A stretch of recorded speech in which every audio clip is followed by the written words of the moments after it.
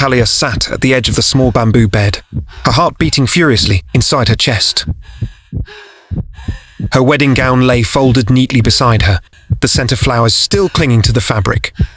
She had imagined tonight, so many times calm, warm, safe. But now that Aaron closed the door behind them, reality tightened around her like a rope. Her hands trembled, her breath came in uneven waves. She backed away slowly, pressing herself against the wall, eyes wide with panic. Aaron stepped forward gently. Talia, talk to me. What's wrong? I don't know. I thought I was ready, but I feel scared. Please, just give me a moment. Please, just give me one moment. Talia, I swear I'm not gonna rush you. Just breathe.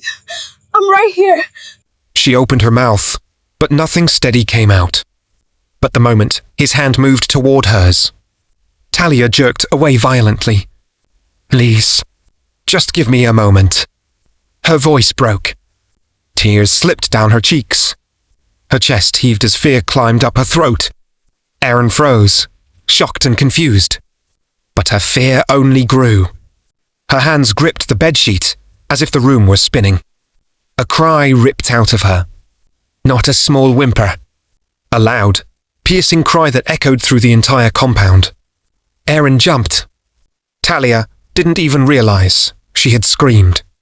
The night outside, once quiet and peaceful, erupted into voices. Within seconds, people spilled from their homes. Lanterns lit up. Footsteps rushed across the sandy courtyard. Who shouted? What happened? Is the bride in danger? Aaron felt panic rise in his chest. Talia, please breathe, he whispered desperately. But she was curled into herself, shaking uncontrollably, unable to speak. Then came the pounding on the door. Hard. Urgent. Aaron, open this door right now. It was her older brother, Jonas, a man known for his fierce temper and protective nature. Aaron backed away from the door, hands trembling. Talia, he whispered, your brother is here. Her eyes widened with even more fear. Another bang shook the frame. Aaron, we heard her scream. What have you done? Villagers crowded behind Jonas, whispering. Is she hurt? Did he force her? Why is a bride screaming on her wedding night? The shame hit Talia like a blow. Aaron felt sick. I did nothing, he muttered. She got scared. Jonas didn't wait. He kicked the door so hard it flew open. He stormed inside, eyes burning. Talia, what is going on? She shook her head helplessly, unable to speak through her fear. Jonas glared at Aaron. You will explain this now. Aaron raised both hands. I swear he didn't touch her. She just panicked. But the villagers kept murmuring, feeding tension like fire. After waiting until marriage, now this. Maybe she wasn't prepared. It's embarrassing for them. Talia hid her face, tears dripping onto her palms. The night was slipping out of control. Talia had always been different from the other girls in the village of Agola. While her friends Zara and Melly talked openly about relationships, Talia stayed quiet. She had made a promise to herself. She would only be intimate with her husband. Her friends teased her about it. Talia, seriously? Zara would grin. This is not the 1970s. Men don't wait anymore, Melly added. You're wasting your time. But Talia would smile softly and say, if someone loves me, they'll respect me. If they can't wait, they're not meant for me. Many men tried to win her heart. Some out of genuine interest, others just to challenge her principles. One of them, Kelechi, the chief's nephew, was persistent.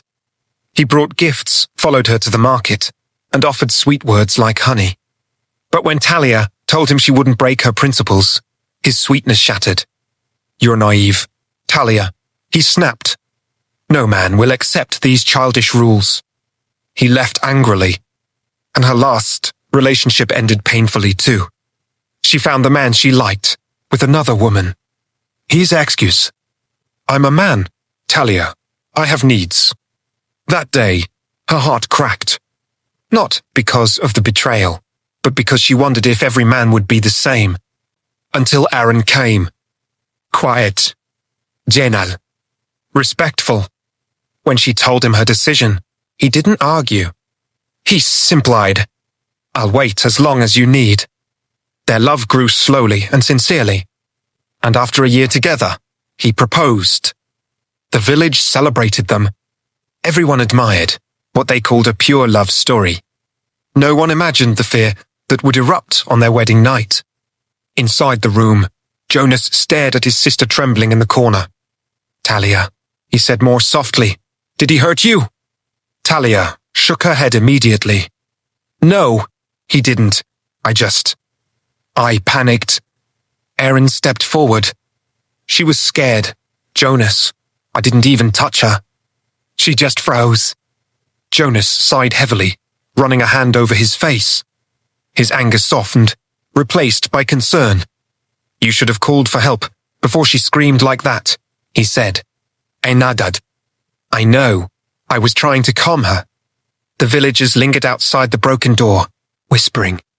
These young couples don't know anything about marriage. Maybe she's too innocent. Why scream like that? Shameful. Jonas turned sharply. All of you, go home. This is not gossip for you. The crowd slowly dispersed. He turned back to the couple. Talia, he said, kneeling beside her, there's no shame in being afraid. But you need guidance. Both of you do. He looked at Aaron. Tomorrow morning, you two will visit Mrs. Bomer the counselor in the next village. She helps couples talk through things like this. Aaron nodded immediately. I'll do anything to help her. Talia wiped her tears. Her voice was fragile but steady. I want help, she whispered. I don't want fear to ruin our marriage. The next morning, Aaron and Talia walked quietly to Mrs. Bomer's home, a respected counselor who had guided couples for over 30 years. She welcomed them warmly. She listened without judgment. She helped Talia understand that fear was not weakness, and that intimacy required trust, communication, and emotional safety. She taught Aaron how to create comfort, how to move slowly, and how to reassure instead of assuming. They attended several sessions. With each one felt lighter. Her fear softened, replaced by small steps of confidence. Aaron learned patience in a deeper, more compassionate way. Months passed, and their relationship blossomed beautifully. When they were finally ready to be intimate, it wasn't driven by pressure or expectation. It was shaped by comfort, trust, and understanding. Years later, they became one of the strongest couples in Agola. They welcomed the children bright, joyful, and loved deeply. Villagers who once whispered now admired them openly, telling young couples, love is not a race. It grows where there is patience. Talia and Aaron taught us that fear doesn't mean failure. Marriage is built, not rushed. Talia's story became a quiet lesson passed from mother to daughter. Your voice matters. Your boundaries matter. Love it. And the right person will wait with you. The scream that once shook the night became a reminder of how healing begins. Not in perfection,